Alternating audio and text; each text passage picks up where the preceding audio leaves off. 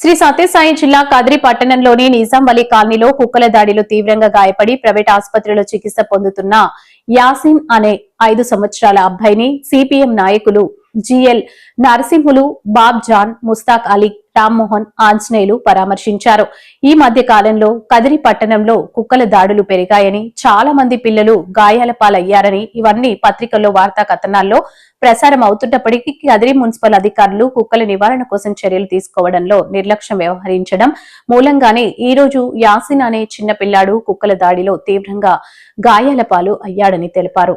ఈ సంఘటన చూసిన మున్సిపల్ అధికారులు స్పందించాలని, కుక్కల నివారణకు తక్షణమే చర్యలు చేపట్టాలని ఆయన డిమాండ్ చేశారు.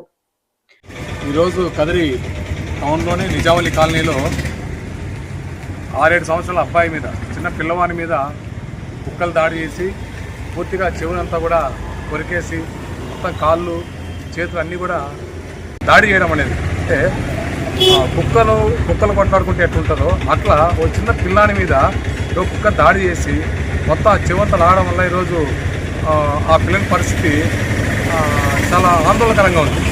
చిన్న వయసు 7 సంవత్సరాల అబ్బాయి, చెవు మొత్తం పూర్తిగా వెళ్ళిపోయి కుక్క కచ్చిన ఆ గాయాలన్నీ కూడా ఇంకా ప్రభుత్వ ఆసుపత్రికి పోతే అక్కడ డాక్టర్లు అక్కడ నుంచి ప్రైవేట్కి బయటికి పోండి అని చెప్పడం, లేదా ప్రైవేట్గా పోండి చెప్తే ఈరోజు ఒక ప్రైవేట్ హాస్పిటల్లో వైద్యం చేయిస్తున్నారు. మొత్తం వాళ్ళ కుటుంబం అంతా కూడా పేద కుటుంబం. ఇక్కడ సమస్య ఏమంటే కదిరి పట్టణంలోని ఈ 4-5 నెలల కాలంలో కుక్కలు పిల్లల మీద దాడి చేసిన సంఘటనలు చాలా జరిగాయి. అవి ప్రధానంగా పట్టణ కేంద్రంలో జరిగినాయి. నిజావలి కాలనీలో 3-4 సంఘటనలు జరిగినాయి. అడపాల వీధిలో 4-5 సంఘటనలు జరిగినాయి. ఈ మధ్యకాలంలో ఎద్దు పొడిచి ఒక అతను చనిపోయాడు. అంటే ఈ కదిరి పట్టణంలో కుక్కల బెడద బాగా తీవ్రంగా పెరిగిందని చెప్పేసి గత 6 నెలల నుంచి కూడా పత్రికల్లో రాస్తున్నారు, టీవీల్లో వస్తూ ఉంది. అంటే కుక్కలను అరికట్టలా వాటిని అని చెప్పేసి, అయినా కదిరి మున్సిపల్ అధికారులు నిమ్మకు నీరెత్తినట్లు వ్యవహరించినారు. ఎక్కడ వాళ్ళకి చీమ కుట్టినట్టు కూడా లేదు. ఈరోజు పసిపిల్లల మీద దాడి చేస్తా అంటే ఎవరికైనా కనికరం కలుగుతుంది. ఈరోజు మున్సిపల్ అధికారులు ఈ చిన్నపిల్లల మీద దాడి చేసిన తర్వాత కళ్ళు తెరవాల వాళ్ళు. ఇది మా పిల్లలు కాదులే అని నిర్లక్ష్యంగా వ్యవహరించడం సరైనది కాదు. ఇది పన్నులు వసూలు చేయడానికి ఉన్న శ్రద్ధ ఈరోజు ప్రజల ప్రాణాలు కాపాడడానికి ప్రభుత్వానికి కానీ మున్సిపల్ అధికారులకు లేదా అని చెప్పేసి ప్రజలు ఈరోజు అడుగుతూ ఉన్నారు.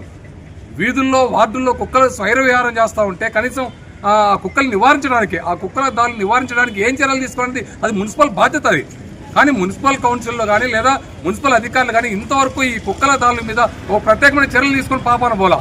దాని పర్యవసనంగా పిల్లల మీద కుక్కల దాడులు పెరిగినాయి. ప్రాణాల పోతే ఎవరు బాధ్యత వహిస్తారు? అందుకనే మున్సిపల్ అధికారులు ఇప్పటికైనా సరే మీనమేసాలు లెక్క పెట్టకుండా తక్షణమే కుక్కల నివారణకు ఏం చర్యలు తీసుకోవాలి, వాటిని ఎట్లా కంట్రోల్ చేయాలని చెప్పేసి ఆలోచన చేయాలి. రకంగా మీ బాధ్యత అని చెప్పి నేను గుర్తు చేస్తా ఉన్నా. అలాగే ఈరోజు ఎందుకని ఇట్లా జరిగిందంటే ఆ నిజామాబాద్ కాలనీకి చివరిలో ఆ ఇండియన్ గ్యాస్ వద్ద ఈ మొత్తం ఈ మాంసం సంబంధించినటువంటి చికెన్ చాపలన్నీ కూడా అక్కడ పోయి ఆ చెత్త అంతా వేస్తారు. అక్కడ కుక్కలు గుంపులుగా ఉంటాయి. అక్కడే కాదు, పట్టణాల్లో కూడా చాలా కేంద్రాల్లో గుంపులు ఉన్నాయి. అక్కడ దానికి అలవాటు పడిన కుక్కలు ఈరోజు చిన్నపిల్లలు ఆడుకునేకపోయినప్పుడు ఒంటరిగా కనపడినప్పుడు వాళ్ళ మీద దాడి చేసి మాంసం లాగా ఈరోజు పిల్లల శరీరాన్ని లాగేసిన గాయాల పాలు చేస్తూ ఉంటే అధికారులకు ఎందుకని కళ్ళు కనపడటం లేదు, కనీసం కనికరం లేదు అని చెప్పి నేను అడుగుతా ఉన్నా. అందుకనే మీ పిల్లలు కాదని నిర్లక్ష్యం అధికారులు వీడాలి. ఇది మీ బాధ్యత. పిల్లల ప్రాణాలని కుక్కల దాడుల నుంచి కాపాడటం అనేది మీ బాధ్యత. అందుకనే ఇప్పటికైనా మున్సిపల్ అధికారులు తక్షణమే కుక్కల నివారణ చర్యలు తీసుకోవాలి. అలాగే ఎమ్మెల్యే గారు కూడా వీటిపైన ప్రత్యేకంగా చర్చించి ఈ కుక్కల నివారణకు పట్టణంలో ఏ చర్యలు తీసుకోవాలని ఆలోచన చేయాలని చెప్పేసి మేము విజ్ఞప్తి చేస్తా ఉన్నాం.